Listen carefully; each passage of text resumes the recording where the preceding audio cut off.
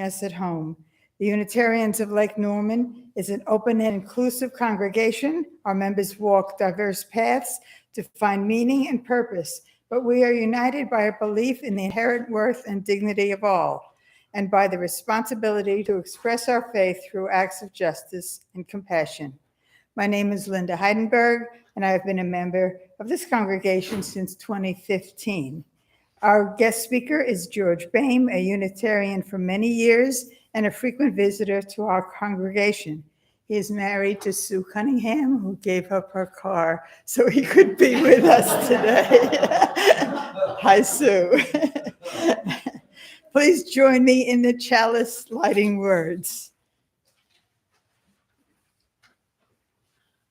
We like this. We like this. In our search for truth, may we be just.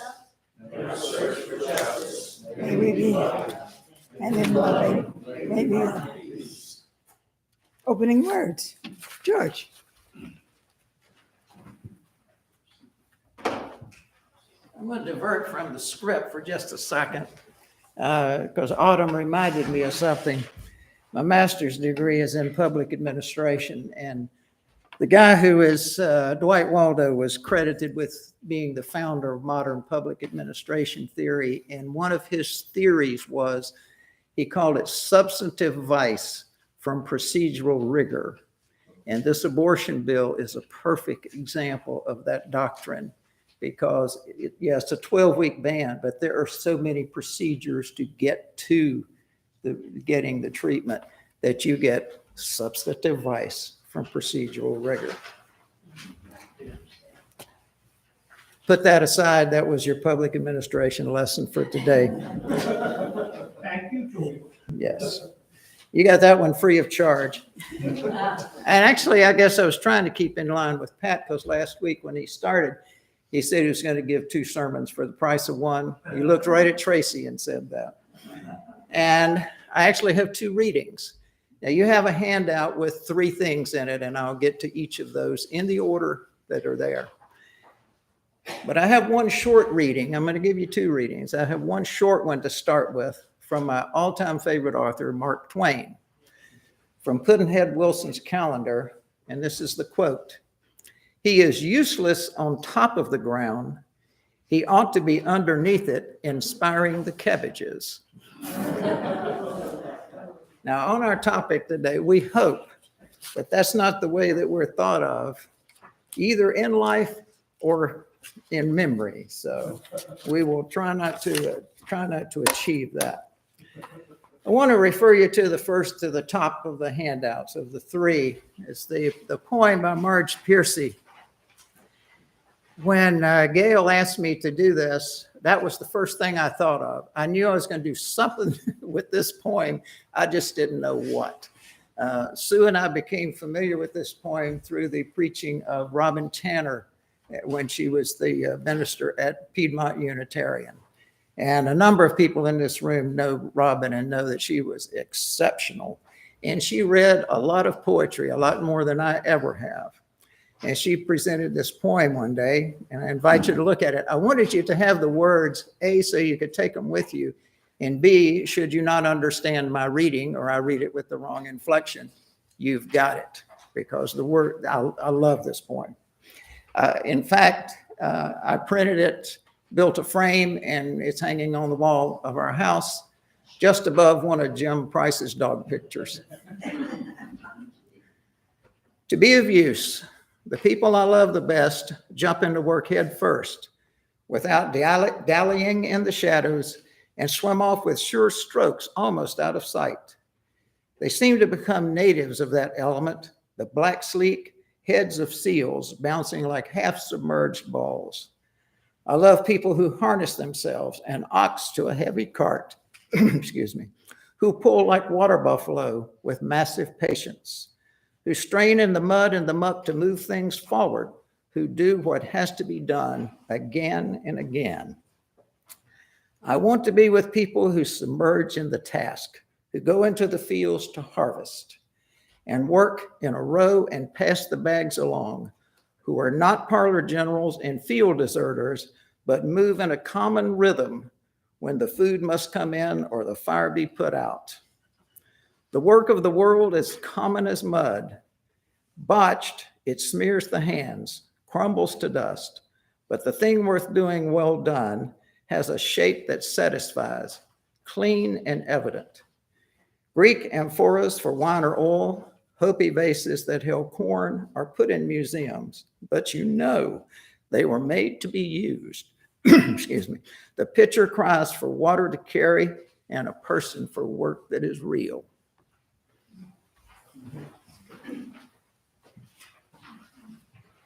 Autumn, I don't have any children. Okay. Yeah, kids, they've been kind of inconsistent the last couple of days. I'm assuming it's attributed to the warm weather that we've been having. But usually we leave this room at this time and go off to our classrooms to work on things. We work on arts and crafts and we read stories, but underlying all of our work is embedded in our principles and a lot of justice work. And so the programs that I had in place for this week and next, and I plan on still doing it after we get kids coming back and visiting, hopefully next week, is to increase transparency and encourage people to come out and get involved with local government, because the things that happen in our bigger government, whether it's federal or in our state level, a lot of it is starting in our local cities, our school board meetings, and we really need to get involved. Just this past week, I saw an article for the Iredell Stateville, their school board meetings. They have a quorum of about 5 brand new elected school board leaders that have very ideas that are conservative. They want to restrict what kids have access to and what they are learning in schools. And they have been meeting in public, or not in public, but they've been meeting in private, where by law they have to have open public meetings for the school board. And they've also been communicating via email and text alone, just amongst themselves. They've released some of the information, but a lot of it they decided was confidential and does not need to be disclosed to the public. So that should be concerning, not just to us, but to everybody, because I feel that we have an overall erosion of democracy, and I feel it is our job to be leaders and to be out there, communicate, and transpose these ideas back to the public. And I'm hoping that maybe we can form some kind of group here within the UU to maybe facilitate that. So, because there needs to be more transparency and there needs to be accountability, because it's going away, and things that should be illegal are just skirting by. So at this time, I would like to sing our hymn. It's on the back of our order of service. And I feel that this hymn, The Spirit of Life, is kind of a prayer to us all to give us the energy to act.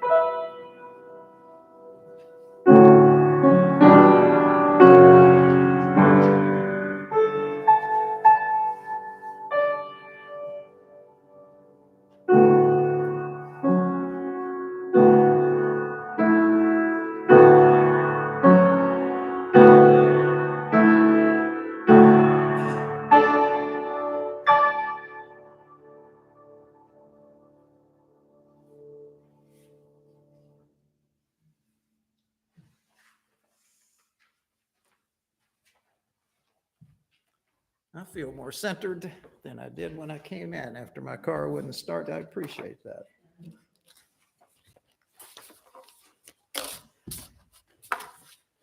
As I said before, when Gail asked me to speak, I immediately thought about this Marge Piercy poem.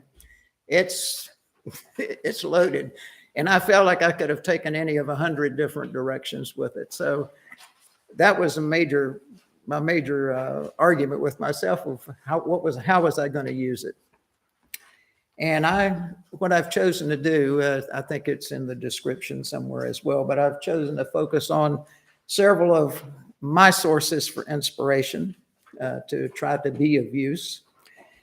And I hope some of them will inspire you as well, or at least stimulate you to think about events, people, readings, whatever, that give you, as they used to say on Prairie Home Companion, the courage to get up and do what needs to be done.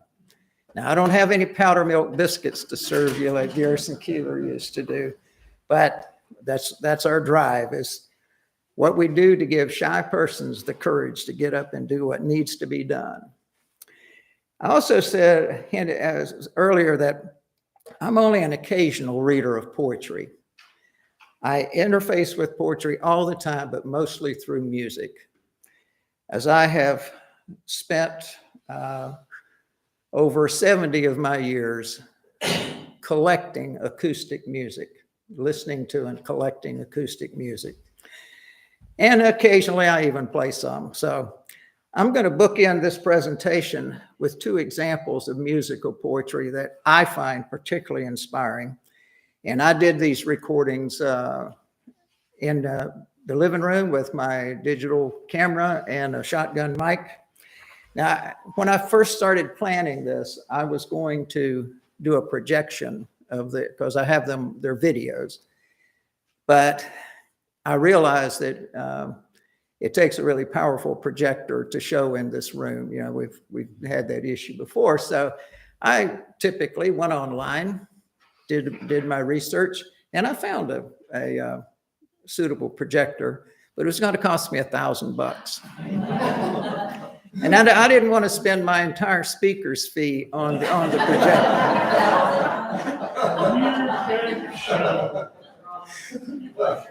That was to see if you were paying attention. But I printed the words to each of the songs. And the first one is a song called These Hands. And I do have a Bluetooth speaker, if it will. Okay, it is cooperating. Now let's see if I can find them on my iPad. And right there it is, right where I left it.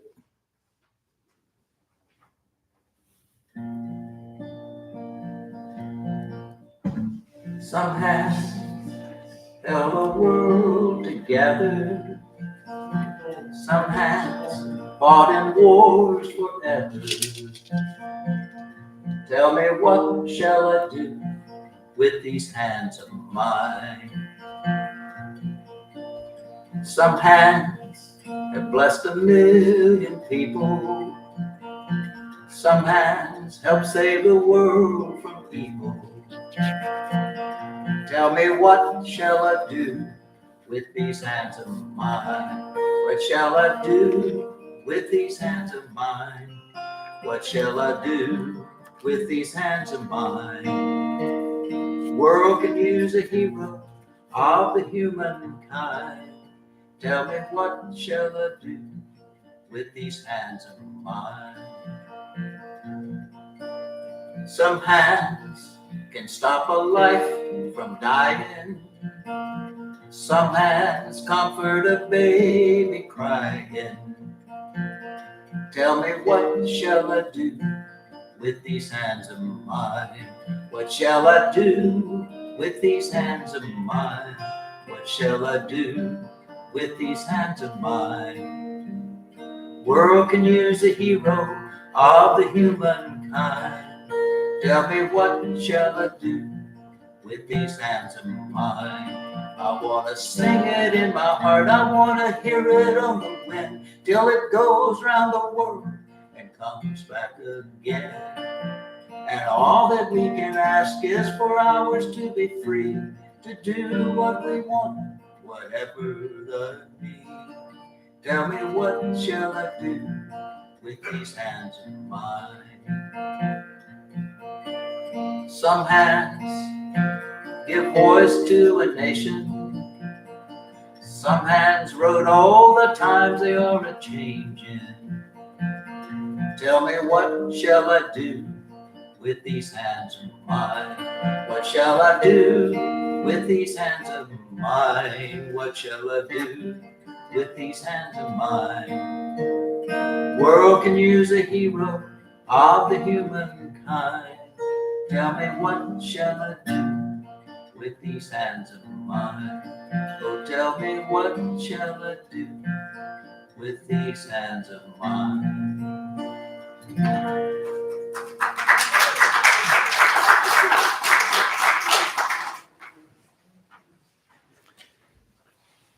Thank you. And you can credit Dave Gunning. I think I should have put his name on the printout there. Dave Gunning, I discovered through a serendipitous set of circumstances, the way most of my life has done, as I've ricocheted through almost 77 years. He's a folk singer-songwriter that's incredibly well known in Canada, but little known in the States. And I just happened to stumble into a group who did one of his songs, and then I discovered him that way. But he spends most of his time in Canada, and I've only gotten to see him live one time. And I don't need to amplify the words. All I need to do is, let you hear them. And in fact, that's one of the things that I've decided that one of my roles in life in deciding how to be of use is, I've been playing music for almost 60 years, but I don't particularly enjoy the performance part of music. What I enjoy is the sharing part. So I consider that I've done all this finding of these people, and I just want to let people know that they're out there. And there's several folks in here that are in a discussion group that I'm in, the Ethical Explorations, that's sponsored by Piedmont Unitarian. And I'm always doing song references. Well, that reminds me of this Chris Christopherson song. That reminds me of a John Prine song. Well, that's 70 years of research. So that's one of my ways to try to be of use. And before I do the bookend of the other song, I want to talk just a few minutes about, I decided to talk about two people. I could talk about hundreds or maybe thousands of people that have influenced me over time. A bunch of you right here that have had more influence on me than you may realize.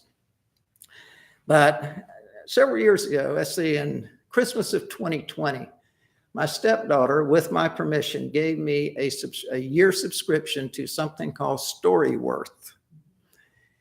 And what happens, and the reason she did it, I'm relatively new to the family and they didn't know all of my stories. What they do with Storyworth, they email you a question every week and you write a response to it. You email the response back, they collect them, and at the end of a year, they put it in a book. So I am a published author.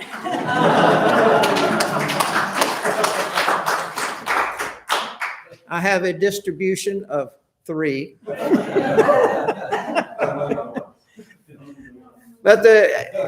And fortunately, this was a pandemic year.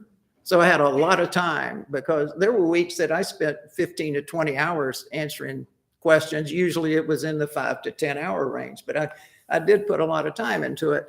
And it was a valuable experience for me. It gave the family stories to read. And in fact, some of my friends who've known me for 40 years read a few of the stories and said, oh, well, I didn't know so-and-so and so-and-so. So it forced me to go back and live with a lot of people who influenced me. And the ones that I focused on for today are my two grandfathers, who I have said more than once had at least as much to do with forming me as my own parents did. I was fortunate to know both my grandfathers into my mid-20s, and one of them lived only a half block away. So we worked together. He didn't fish, but he did hunt. So we hunted together, and we shoveled a lot of dirt, drove a lot of nails, etc. together. But first, my maternal grandfather was the one who lived 5 miles away. And when you're 4 years old, 5 miles is like cross country, you know, so I didn't get to spend as much time with him as I wish I could have. But Grandpa Peeler, my mother's dad, worked his way through UNC pharmacy school. So I was the second family member to graduate from UNC. He graduated in 1919, and he owned and ran his own independent drugstore on South Main Street in Salisbury, just up the road, until he was 79 years old. He died the next year. But several things about him that I, recalled while I was doing some of these writings was I always heard stories about how generous he was. Now, he could be tough. You know, he was about that tall, probably never weighed over 125 pounds. You know, if he did, I'd be surprised. But I've heard lots of stories about, particularly during the Great Depression, of him extending credit to people, and many of whom never were able to pay him back. But he made sure that they had their medications. And I remember him saying when I was a little kid, oh, these pharmacists now, all they do is count pills. I had to make the pills. And he did. He had a mortar and pestle in the back, and he had to grind up everything. But he was, like I say, he was tough. And the other thing was he was a champion gardener. And this falls into the to be of use and not to be afraid of work. He owned a vacant lot in a neighborhood in Salisbury, and he wouldn't build a house on it. He gardened that whole lot, and it was close to a half acre. And he gardened it every year with no tools but a hoe and a mattock. That was it. And do you know what a mattock is? It's like a pick on one side, or it's sort of like an axe blade on one side, and the blade turns and it's flat on the other end, you know, for digging. One is for cutting and one is for digging. And he would use that mattock to dig his garden completely by hand. And he would turn either the mattock blade on the other end or the hoe sideways and drag it to make the rows to plant the beans and the corn and whatever. And he, like I say, he was a champion gardener and gave away. He'd take the stuff to the drugstore and give people tomatoes and stuff like that. But one of my examples. And the other grandfather, Grandpa Bame, was also, now he dropped out of school in the 7th grade. He grew up on a farm. They needed him on the farm. And so he dropped out. But he was sharp as a tack about most things. And when I thought about him, I thought about his isms came back to me, things that I heard, you know, my grandpa isms. Like the day I forgot who he was talking about, doesn't matter. But he said, and I quote, "He ain't worth the price of the powder and shot it would take to kill him." Now, he wasn't about to shoot anybody. Don't get alarmed, you know. But what he was doing was emphasizing that if you could work and you wouldn't work, he was done with you. Now, if you needed help, if you truly needed help, he was first in line. You know, neighbors help neighbors. But if you could work, he understood the to be of use thing very well. And as I said, he was the epitome of a steady, relentless worker. I know one day we were starting some project, and I must have been about 12 at the time, and I started out like a ball of fire, you know, like I always did.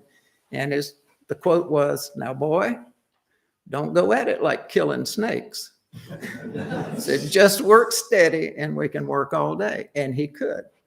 He worked even after retirement. He would start at 7 in the morning, work till noon, have his lunch, rest 30 minutes, go back to work and work until dinner time. And got lots of examples of him. I'll give you just a couple more. On another project, he bent a nail. I think we were building a bench, and we were on the bottom side, and he was driving a nail and he bent it. And he just stopped and he looked at me. He said, you know, nobody else would know that nail is there, but I would. So he pulled the nail and straightened it. He didn't go get another nail. He pulled the one he bent, straightened it, and drove it in perfectly. So those are the kinds of examples, you know, that I've had. And I watched him make 2 shotgun stocks with no power tools, and they are commercial quality. The only 2 guns I own, and I own no ammunition, are those 2 guns, those 2 heirlooms. Now, with examples like that, I sometimes think I'm a slacker, you know, that I'm not as useful as I could be. But I'm thankful for the examples that I've had. And it's taught me, among other things, that you don't have to be spectacular to be useful. First of all, you never know who you impact and when or how. And not all of us can cure cancer. You know, I don't have those skills. So it's the idea to me, and some of you have heard me use this phrase before, is to do what you can when you can. And I find it helps me with I can get so wrapped around the axle with political things and stuff like that, that if I can just stop and think about do what I can, it helps me get through the day. And I want to close this portion with the other song, and you have the words there. This song was written by Cy Khan, who lives in Charlotte. But I became familiar with his music through somebody else about 40 years ago. And Cy is another one who understands this to be of use thing. He's been a union organizer, songwriter, poet, playwright, social activist. He's just an interesting individual. And I will share his music with you as soon as I input my secret code again, because it only stays available for so long. You must know someone like him. He was long and tall and lean, with a body like a greyhound and a mind so sharp and keen. But his heart, just like a laurel, grew twisted on itself, till nearly everything he did brought pain to someone else. It's not just what you're born with, it's what you choose to bear. It's not how large your share is, but how much you can share. It's not the fights you've dreamed of, but those you really fought. It's not just what you're given, but what you do with what you got. For what's the use of 2 strong legs if you only run away? Well, what's the use of the finest voice if you've nothing good to say? What good is strength and muscle if you only push and shove? What's the use of 2 good ears if you can't hear those you love? It's not just what you're born with, it's what you choose to bear.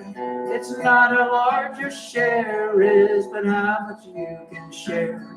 It's not the fights you've dreamed of, but those you really fought. It's not just what you're given, but what you do with what you got. Between those who use their neighbors and those who use a cane, between those in constant power and those in constant pain, between those that run to glory, those who cannot run, Tell me which ones are the cripples and which ones touch the sun. It's not just what you're born with, it's what you choose to bear. It's not how large your share is, but how much you can share. It's not the fights you've dreamed of, but those you really fought. It's not just what you're given, but what you do with what you got. What you got.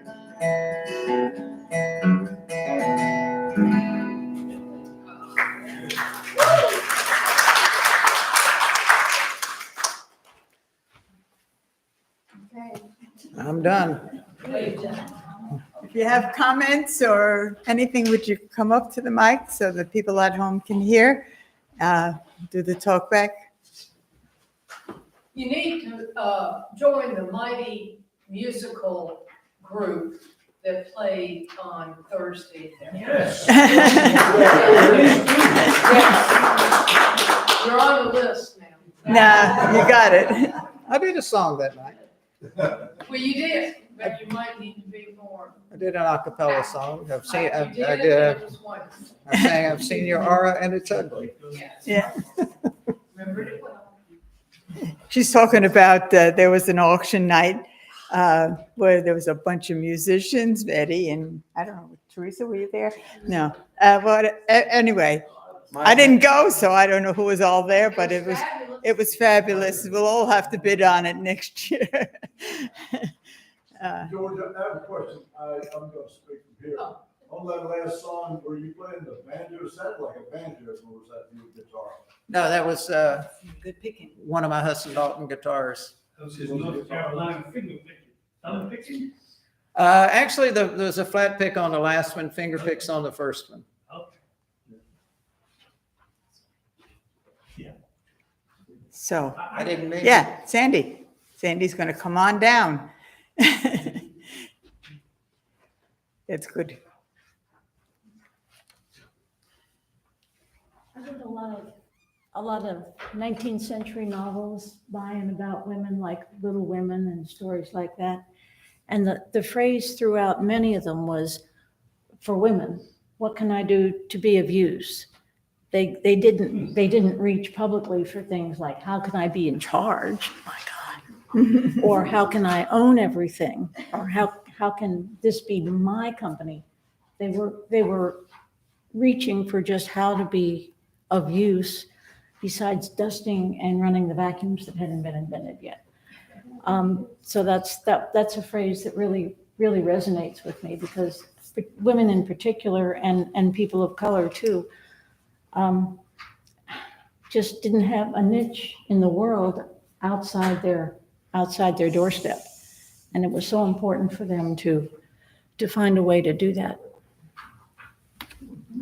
Thank you. Yeah, back then, though, they had to make their own bread and stuff like that, which was certainly of use. I'm glad I don't have to make my own bread. George does. George, well, I'm looking at Regina, who does. She's good at that. Anybody I wish else? this poem could be, I guess, required reading. Because it emphasizes the community and not all the meism. Yeah. That reminds me of another song. Tom Paxton's one of my favorite songwriters of all time. And he wrote a song one time, I'm sailing on the good ship, I got mine. And he wrote, it was written from the critical point of view, of course, but that's the idea, is to get off the good ship, I got mine. Yeah, I'll be talking about some of them earlier. She did. Oh, come on up. I have a thought. I certainly grew up with the same kind of people that you mentioned, and I've heard a million times he's not worth the powdered lead to blow him up. And everybody had to work very, very hard. And if you didn't have a good reason not to work very hard, your worth really went down. You were needed on the farm, you were needed in the household. There was a lot of work to be done. And everybody got up and did it. They just had to do it. but I recognize the value of being of use.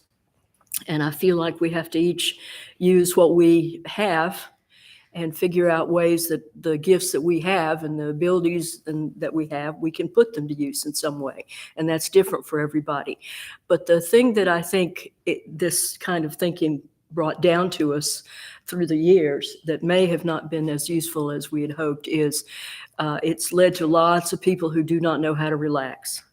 They do not know how to stop. They are uncomfortable if they're not working. And it's just as valuable to be able to sit down, go within, and let it go. Breathe in, breathe out, move on, as Jimmy Buffett said. So I think there's two sides to that. But I do want to tell you what was always told to me is a true story about a man who was lazy. He was in my grandparents' community, and he was allegedly just so lazy. His farm just went to heck. He wouldn't do anything. He was just lying around. And so some of the people in the community got together and said, he is so lazy, he's worthless. Let's just throw him in a wagon. We'll take him down to the cemetery and we'll just bury him. Kind of like what you were saying, he'll be of more use underground. So they got him in the wagon. He was fine with it. Okay, here we go. They go down the road. They passed a farmer who felt sorry for the guy and said, wait a minute. We can't do this. I will give him some corn to get started with again. I will donate some corn to him. And so the guy raised up from the back and he said, is the corn shelled? And the farmer said, well, no, you'll have to do that. And he said, drive on, boys.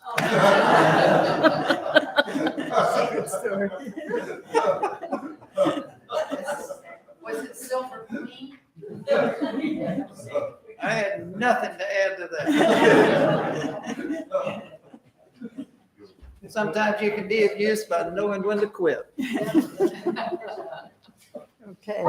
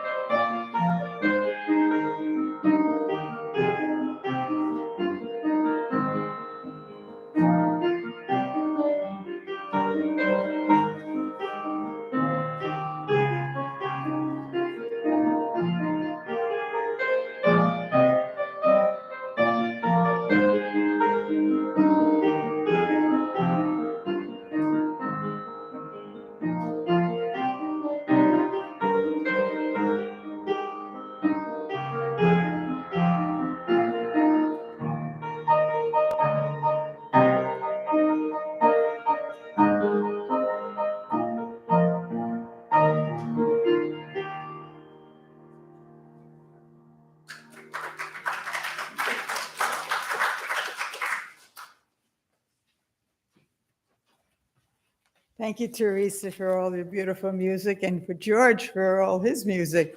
That was wonderful. Okay, so the fellowship is important to us, and the contributions we make today allow us to sustain our congregation and to reach out to our community, both nearby and the larger world.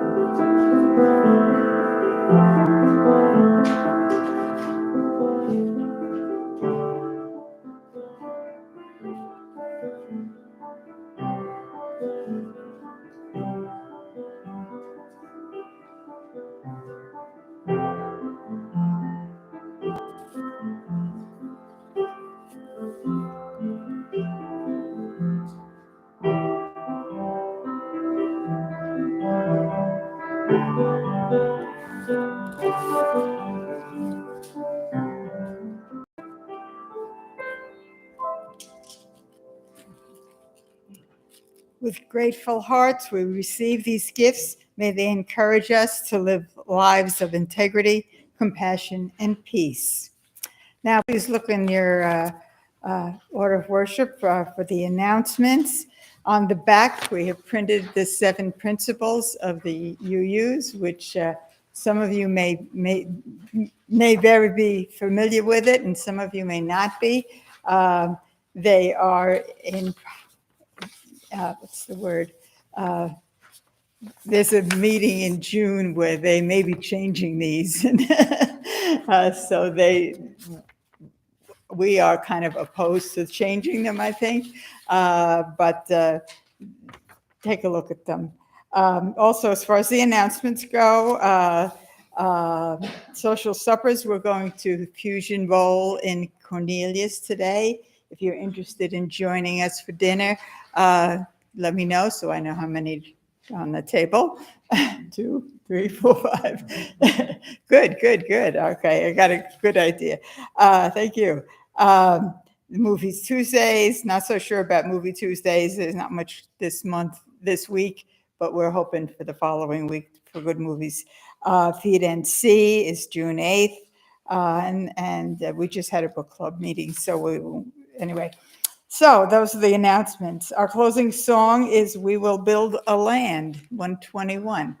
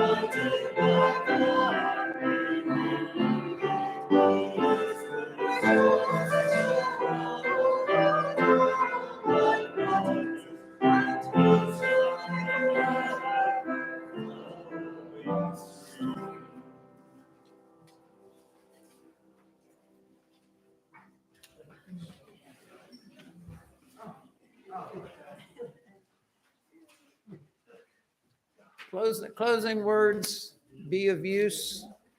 And if you feel down and like you're not achieving enough, do what I do. Go talk to your dog, and the dog will assure you that you're okay.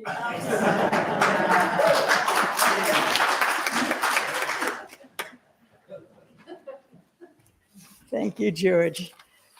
Please join with me in the extinguishing the chalice words. We extinguish this chalice, but not the light of truth, the warmth of community, or the fire of commitment. These we carry in our hearts until we meet again.